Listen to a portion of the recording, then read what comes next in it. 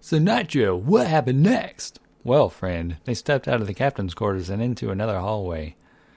Fucking love hallways. They stretched out in front of... Yep, it did, because that's what always do, turn left like a great backward L. Junpei rounded the corner and took off down the straightaway. Before rounding it to the L, he ran and ran and ran. At the end of the hallway was a dough. He made straight for it. That's funny, because he's not normally... Oh! He was nearly halfway to it when he noticed a piece of paper in the middle of the floor.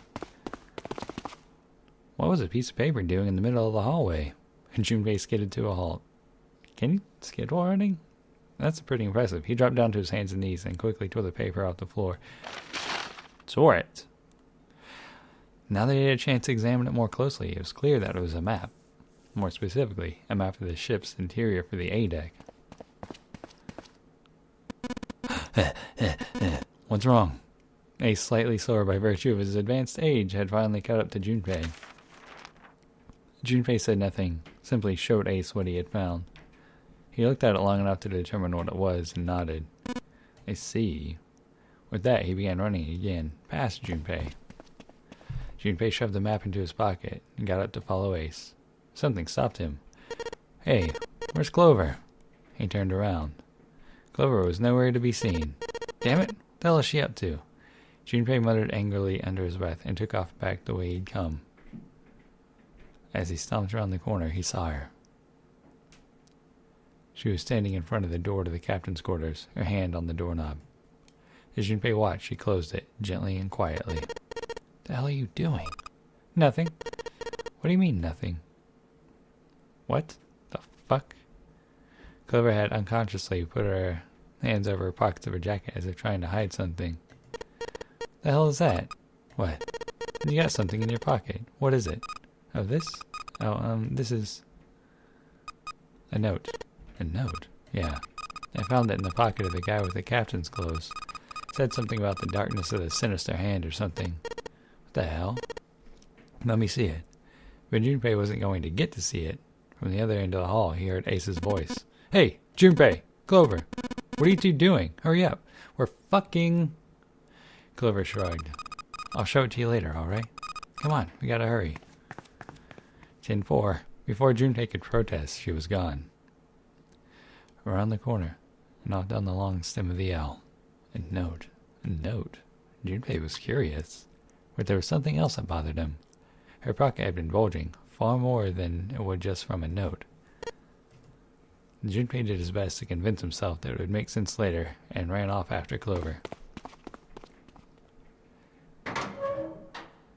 Junpei pushed through the door and found himself in a large room with a large set of stairs.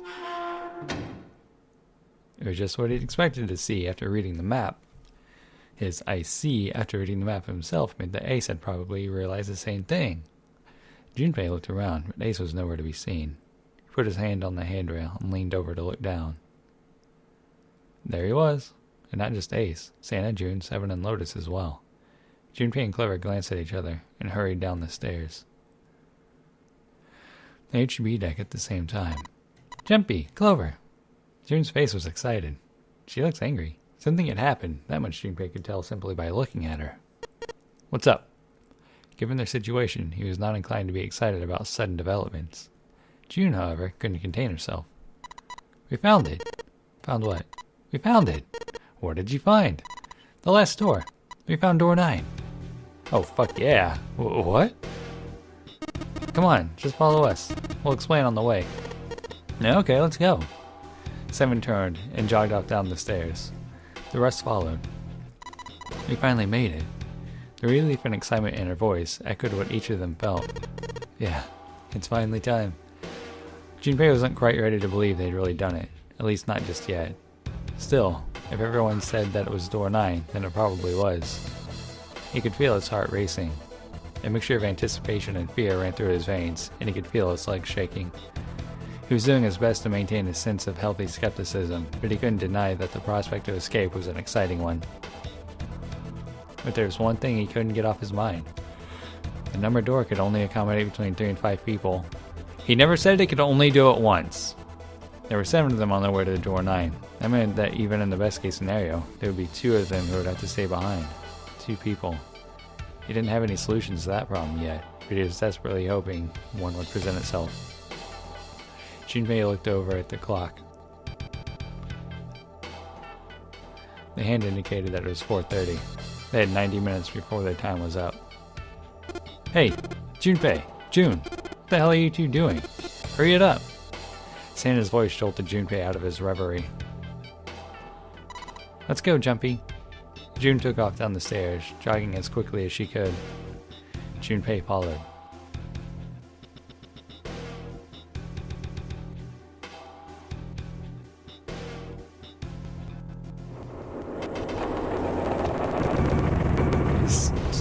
Stutter. Not that there's anything wrong with that, mind. As a group, they piled onto the elevator and rode impatiently down to E-Deck. It looked familiar. There was a metal grate between the two elevators. Seven grabbed hold of it and began to talk. I know I told you I'd explain it earlier, but honestly, there ain't much to explain. After we split off from you guys, the four of us got into the elevator on the left, and that took us on the other side of the grate. After that, they'd headed down another hallway. It took them toward the bow of the ship, and eventually the number 6 door that Junpei and June had found earlier. With 4, they had been able to open the door and keep going. As usual, they faced a locked door, but they had been forced to complete 2 different areas before they could unlock it. Once they were through that door, there was another hallway that went in the other direction, towards the stern. So, on your way, you found the elevator. That's right. So in other words, you kinda did a lap, huh? You came from that side to this side. Yeah. With that settled, Junpei looked around. So where's the number 9 door? Over here. Follow me. 7 began walking, down the hallway that led toward the stern. Junpei and the others broke into a jog to keep up with them.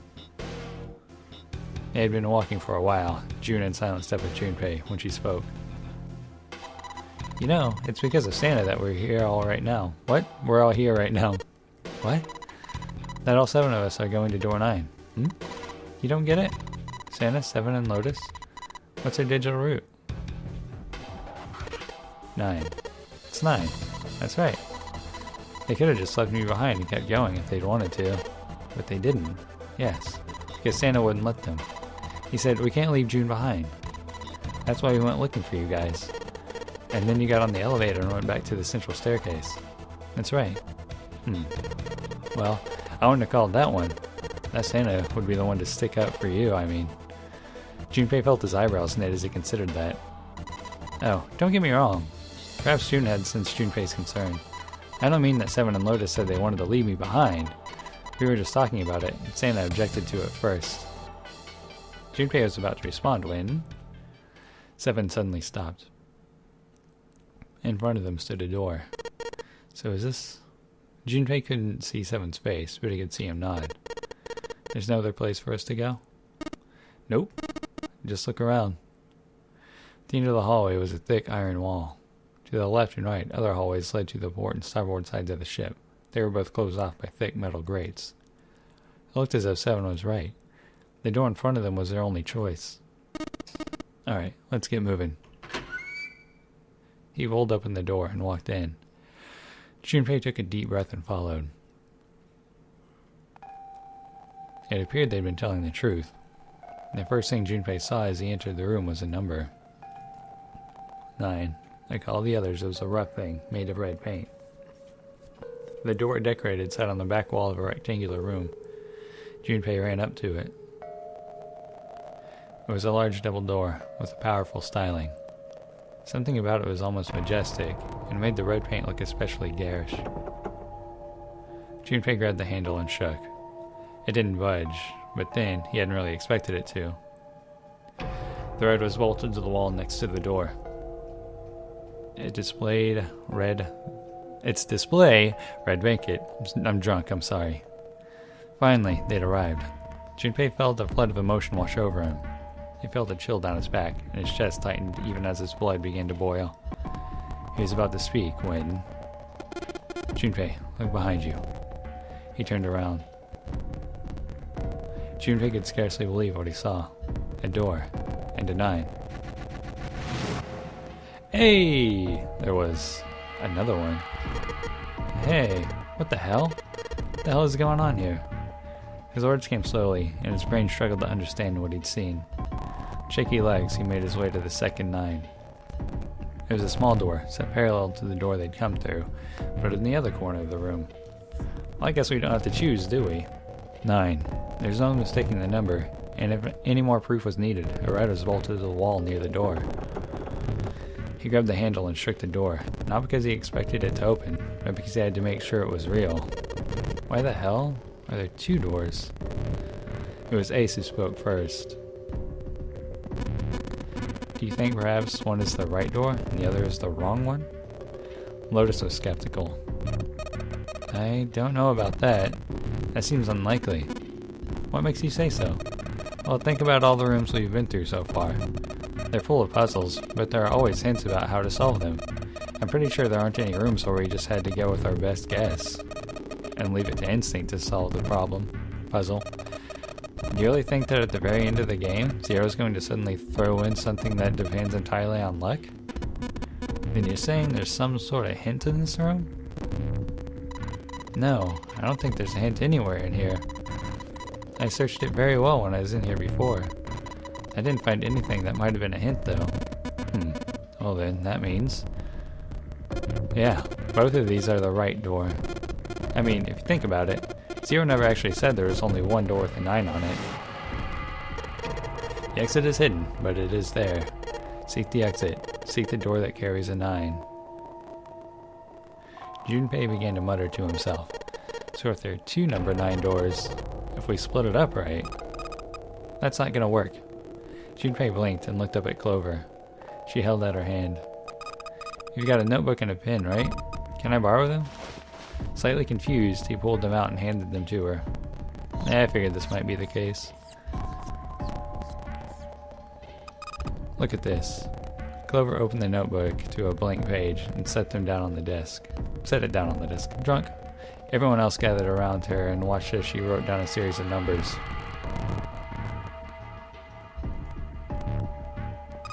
You get it? The numbers on the top are all the combinations of digital roots of 9. The numbers on the bottom are the people who don't fit. There's only 8 possibilities if we split into 2 groups of 3 or 4 people, so... If 3 people go through the door, then 4 are left behind. 4 go through, then 3 are left behind, right? Clover nodded, almost as if she were pleased with herself for solving a difficult math problem. The room went very quiet. Silence lay across everyone like a thick, heavy blanket. Alright, here's an idea. How about they put 5 through, and the remaining 2 just fucking book it. If they can get out of the ship before that 90 seconds is up, then they should be good. No one spoke. Their faces were blank. Or better yet, they could use, what's-his-face, Seven's idea to, like, block open the door so they could hold it. As soon as everyone else finds the exit, they could be checkpoints to be like, you know, go left, go right, jump down here, you gotta swim, you know, whatever it is, right? That makes sense to me. Desperate for something else to look at, Junpei turned his eyes to the room around him. As he did, he began to wonder, what was it? The walls were covered with candles. The wavering flame made the shadows of Junpei and his companion look as though they were dancing. That was singular. Huh. 2 rows of wooden pews filled most of the room. Between them was a strip of rich red carpet. The carpet ran straight through the room, ending at the door that pointed at the stern of the boat. The other end of the carpet. An altar? It was a recessed space set into the wall between the 2 other doors. Sitting on a raised section of the altar was a coffin. A coffin. No, it couldn't possibly be. Wait a minute. If we can bust her out, we might be able to offset this. But if it wasn't, then whose body occupied it? That's as far as Junpei wanted to pursue that line of thought. He decided not to think about the coffin for the time being. That moment, Seven spoke. There was an edge of humor to his voice, but it was forced. Okay, I give up. I figured if we sat around here long enough, someone would volunteer, but I guess nobody's got the guts to do it. Junpei didn't understand, and he wasn't the only one. What? You guys didn't figure it out yet? Fine, fine. Let me enlighten you. Clover was mostly right with her little explanation earlier, but she missed something. She wasn't really wrong, she just... screw it. Let me just write it out. Seven snatched up the notebook and began to write in it. Everyone else clustered around him, desperate for a look. If you're trying to leave with a group of 3 and a group of 4 and get everybody out, Clover's right. But there's another way. Only one combination, though. If you split us up into groups of 3, 3, and 1, you can make this combination. Wait, that means... Don't get me wrong here. I'm not trying to copy Ace or anything like that. Even if he hadn't been the hero back in the big hospital room, I'd still be saying the same thing. The same thing? Are you saying? Yeah, I am. I'll stay behind. Huh? Ooh, why are you acting so heroic all of a sudden? Are you some kind of idiot? Lotus was the first to speak. That in itself was a little strange. She'd reacted much differently when Ace had volunteered. I'm completely against this. I'll be goddamned if I'm going to have to owe you for getting out of here. What? The rest of them began to speak all at once. I'm against it too. I didn't want to leave Ace behind, and I don't want to leave you either. I don't like that idea. There's got to be other options. Well, if we can find Snake... I disagree as well. I can't say I care much for you being the hero. Finally, they quieted down. Junpei looked at Seven. Well, there you go, Seven. Proposal denied. Clover's right. There's got to be a better way than this. Seven made some noises that was somewhere between a derisive snort and a cough.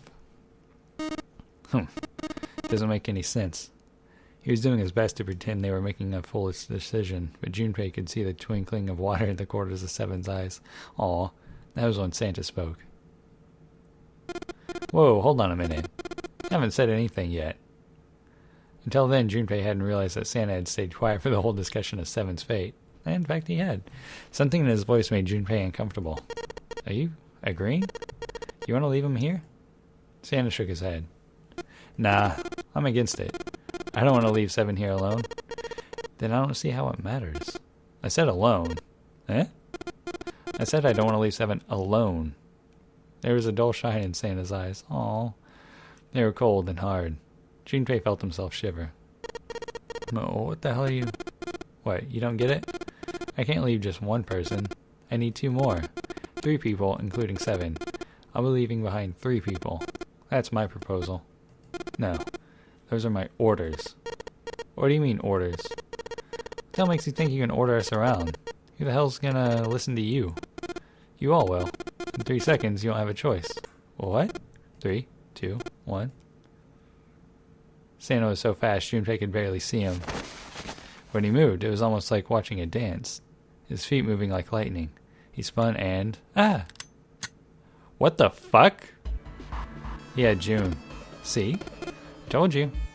His lips curled into a cruel, mocking smile. A shudder traveled the length of Junpei's spine. His chest froze and he could feel his breath go stale in his lungs. Nothing made sense. Where is he hiding that gun? Junpei felt as though his head were about to explode. Santa's sudden change in attitude, saying that he needed 2 more. The gun in his right hand, a revolver. Santa grabbed June from behind and pressed what Junpei's shaken brain identified as a revolver roughly against her temple. What was he doing with the gun?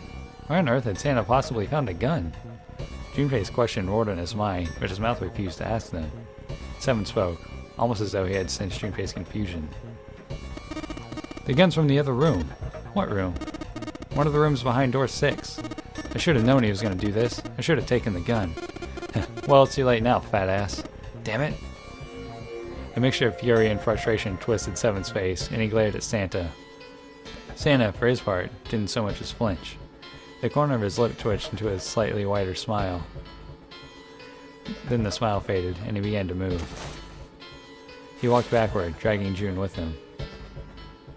Before long, his back was resting against the door. On the wall next to him was the red. He put his hand on the scanner panel, quickly, and forced June to do the same. What if she hadn't? He'd be fucked. Now. Time for you to start following my orders. Ace, Lotus, congratulations. I've chosen you to come with me. Put your hands on the red. That was what Santa had meant when he said he needed 2 more. Hey, you deaf? I gave you an order. Like, what? Why does he want to leave Junpei and Clover behind specifically? Santa's eyes narrowed to slits. He glared at Ace and Lotus. They stayed frozen, like deer caught in the headlights of an oncoming car. Right. Fine. I didn't want to waste any bullets, but you guys just don't get it. No sooner were the words out of Santa's mouth than his hand twitched. Holy fuck! And the gun roared. A section of the floor exploded, scattering wooden splinters across the floor. A thin plume of smoke snaked out of the hole in the floor. There could be no doubt that the gun was real and worked. But why? Santa, why are you... Clover's voice spoke of betrayal and disbelief. Santa, I thought you were one of us. I thought we were friends. What? You knew about the leaf word and the four-leaf clover. Santa's cheek twitched, almost imperceptibly. What the hell is that shit? I've got no idea. You're lying. Shut up. Just shut up, you stupid bitch. You want me to put a bullet in your fucking head? Damn, man. Flecks of spit flew from Santa's mouth, his face twisted with rage. Clover recoiled, her eyes wide. When she spoke, her voice was very small. Santa. He snorted, then shook his head vigorously and turned to face Ace and Lotus. Alright, assholes. What are you still doing standing there for? Get over here and scan the bracelets. I don't have all day. Oh, what's the matter? Your hearing starting to go? Going senile, maybe? Ace and Lotus still didn't move. It almost seemed as if they couldn't move. June's face was pale behind Santa's arm. Her eyes were wild and her chest heaved with every quick breath, like an animal cornered by a predator. Junpei's mind worked furiously. What were they going to do? Then he realized something. There's nothing they needed to do. There's nothing to debate. June's safety was the first priority. That much was obvious. Doing as Santa had commanded meant that she would be safe from at least 2 threats. She wouldn't be shot, and she would leave the ship alive, along with Santa, Ace, and Lotus. There was only one thing for Junpei to do. He turned to Ace and Lotus. Please, go. Huh? But, Jumpy, what are you saying? If you stay here, you're gonna be stuck, Jumpy. And so will Clover and Seven. I know, but you don't need to worry about us. We'll figure something out. Right, Seven? Right. You just leave it to us. It's gonna piss me off to do what Santa says, but... Don't worry about me either. There's still something I have to take care of. But, no. You can't. Yo, if Snake really is still alive, that works out for us. Ace! Lotus! Don't do it! Don't worry about me. Please! June was almost crying. Junpei walked around behind Ace and Lotus. Without a word, he laid a hand on each of their backs and gently pushed them forward. They almost stumbled, then righted themselves and took another step, and another. They turned around, and Junpei nodded. Ace and Lotus turned around again, and walked slowly toward the door where Santa was waiting for them.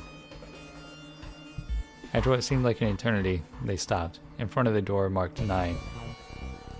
Santa smiled. Alright, now let's get those hands on the scanner panel. What's a holdup? What, you think I'm fucking around here? I don't give a shit about this girl. Red doesn't need a person, you know. All I need is a bracelet. You get it? Good. Now put your fucking hands on the scanner. I'm not gonna say it again. He shoved the revolver harder against June's head, and she winced. Fine. Ace sighed, defeated, and placed his hand on the scanner panel. Of course, he's going to be outnumbered 3-1 once they clear the dead. Lotus went next. Lotus glared at Santa and slammed her hand onto the scanner panel. The 4th asterisk blinked on. Good job. Now, Lotus, pull that lever. As soon as the door opens, get your ass in there. Try anything stupid, and you know what happens, right? Junpei could almost hear Lotus's teeth grind.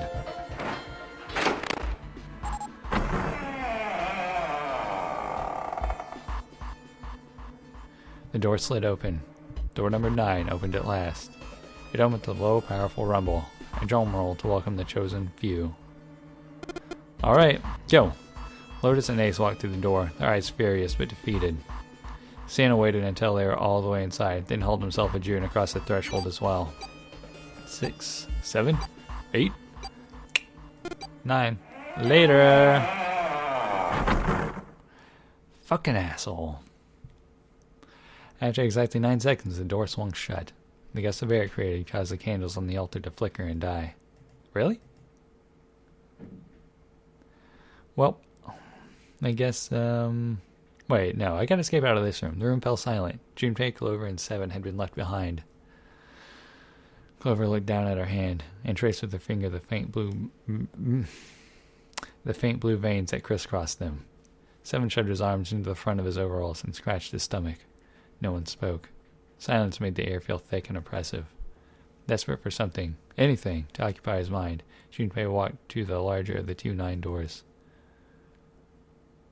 He stood in front of it and looked at the red. It read engaged. He moved to the smaller door. The red read vacant. The digital rule of the remaining people was 7. There was no possible way for them to open the door with a 9 on it. Junpei touched the surface of the door. He thought about June, about Akane Kurashiki. Damn it, was she safe? That was all that mattered to him. Can he open the door? If she was alive, then say the words. That was all that mattered to him. If she was alive, if she had escaped this horrible boat. That's what Junpei prayed for. Seven came up next to him. Hell yeah, he did. He pulled off his hat, scratched his head, and sighed. So, what do you want to do, Junpei? What do you mean, what do I want to do? What can we do? Seven opened his mouth to respond when a noise echoed through the room. Someone was pounding on something vigorously. It wasn't mechanical. It was certainly human. Junpei and Seven looked at one another. What the hell is that? Shh! Quiet! Clover motioned to Seven to be quiet. She put one finger on her lips and closed her eyes in concentration.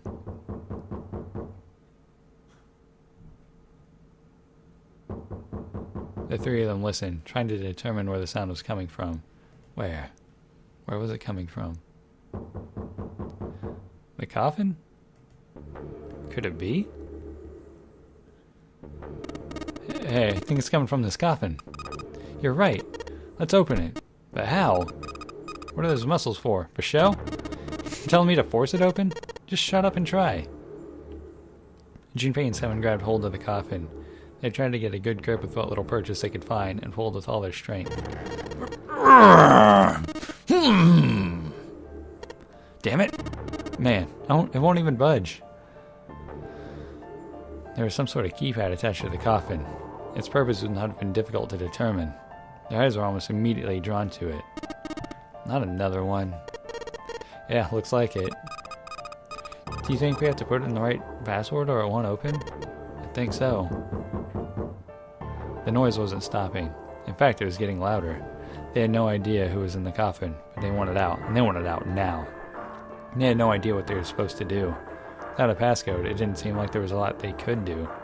They couldn't even tell how many numbers the passcode needed to be. Isn't there a hint somewhere? Well, let's look for one. Fortunately, there didn't seem to be anything near the coffin. Clover ran to examine the pews, and Seven investigated the desk, but they turned up nothing. The sound still wouldn't stop. It wasn't a noise that belonged in that room. How about 9? 9999999. What was the passcode? What was Junpei supposed to do? How was he supposed to figure it out? He needed something.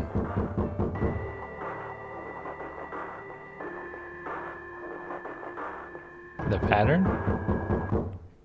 What the fuck?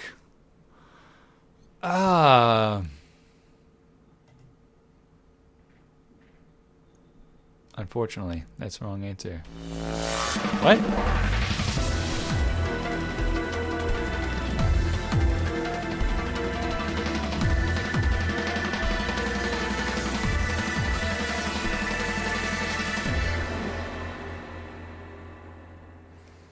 Now it is time. Let our game begin.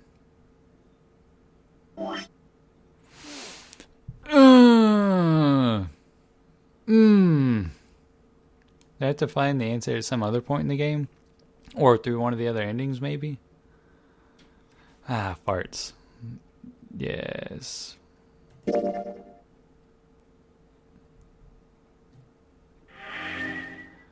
Hooray. Okay. I guess we're going to start a new playthrough, tomorrow. So, see you then.